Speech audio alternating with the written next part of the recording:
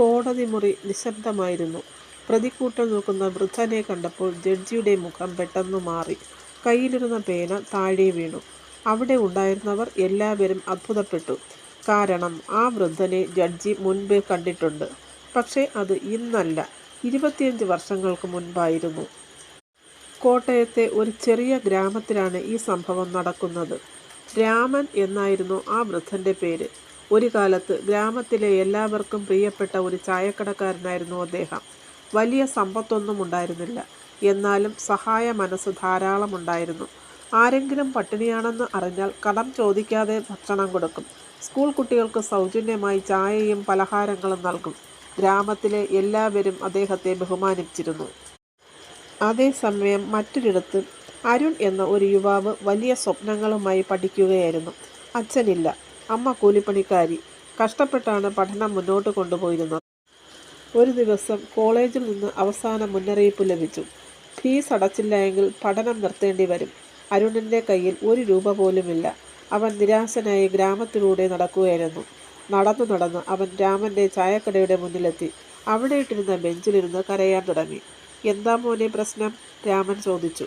അരുൺ എല്ലാം തുറന്നു പറഞ്ഞു. പഠനം അവസാനിക്കുമെന്ന ഭയം, അമ്മയുടെ അവസ്ഥ, സ്വപ്നങ്ങൾ എല്ലാം തകർന്നു പോകുമെന്ന വേദന. എല്ലാം കേട്ട രാമൻ ഒന്നും പറഞ്ഞില്ല. കടയുടെ അകത്തേക്ക് പോയി. കുറച്ച് സമയത്തിന് ശേഷം ഒരു കവറുമായി തിരികെ വന്നു. ഇതിൽ നിനക്ക് വേണ്ട ഫീസുണ്ട്. അരുൺ ഞെട്ടി. അല്ല ചേട്ടാ, ഞാൻ എങ്ങനെ തിരികെ തരും ഇത്? രാമൻ ചിരിച്ചു. എനിക്ക് പണം തിരികെ വേണ്ട. നീ നന്നായി പഠിച്ച് നല്ല മനുഷ്യനാകണം. ആ വാക്കുകൾ അരുണിൻ്റെ മനസ്സിൽ ആഴത്തിൽ പതിഞ്ഞു. വർഷങ്ങൾ കടന്നുപോയി. അരുൺ പഠിച്ചു, കഠിനാധ്വാനം ചെയ്തു. അവസാനം നിയമപഠനം പൂർത്തിയാക്കി ജഡ്ജിയായി. അമ്മയുടെ സ്വപ്നം സാക്ഷാത്കരിച്ചു. എന്നാൽ ജീവിതത്തിൻ്റെ തിരക്കുകൾക്കിടയിൽ രാമനെ പിന്നീട് കാണുവാൻ കഴിഞ്ഞില്ല. ഇതിനിടയിൽ രാമൻ്റെ ജീവിതം മാറിമറിഞ്ഞു. ഭാര്യ മരിച്ചു. മക്കൾ ജോലി തേടി ദൂരെയായി. ചായക്കട അടഞ്ഞു.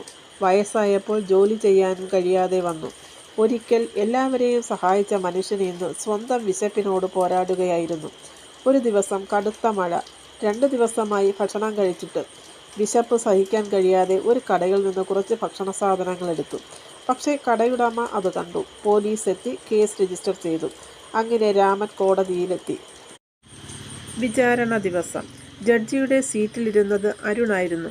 ഫയൽ പരിശോധിച്ച ശേഷം പ്രതിയിലേക്ക് നോക്കിയപ്പോൾ അദ്ദേഹം ഞെട്ടി. അത് രാമനായിരുന്നു. ഒരിക്കൽ തൻ്റെ ജീവിതം രക്ഷിച്ച മനുഷ്യൻ. കോടതി മുറിയിൽ നിശബ്ദത നിറഞ്ഞു. അരുണിൻ്റെ കണ്ണുകൾ നിറഞ്ഞു. എന്നാൽ അദ്ദേഹം വികാരങ്ങൾക്ക് അടിമയായില്ല. നിയമം പാലിക്കേണ്ട ഉത്തരവാദിത്വം അദ്ദേഹത്തിനുണ്ടായിരുന്നു. അദ്ദേഹം മുഴുവൻ കാര്യങ്ങളും വിശദമായി പരിശോധിച്ചു. അപ്പോൾ സത്യം പുറത്തേക്ക് വന്നു.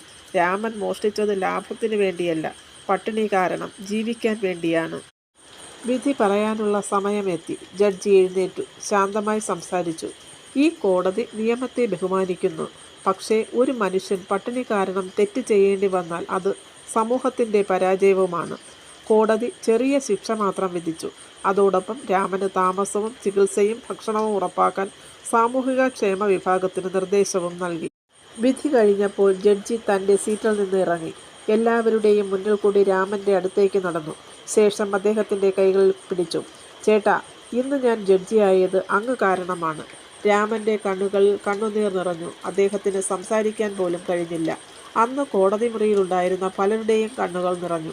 കാരണം അവർ ഒരു കേസ് മാത്രമല്ല അവിടെ കണ്ടത്, ഒരു നന്മയുടെ തിരിച്ചുവരവ് കൂടിയാണ്. നമ്മൾ ചെയ്യുന്ന ഒരു ചെറിയ നന്മ പോലും ഒരിക്കലും നഷ്ടമാകില്ല. അത് ഒരു ദിവസം നമ്മൾ പ്രതീക്ഷിക്കാത്ത രൂപത്തിൽ നമ്മളിലേക്ക് തന്നെ തിരിച്ചു വരും.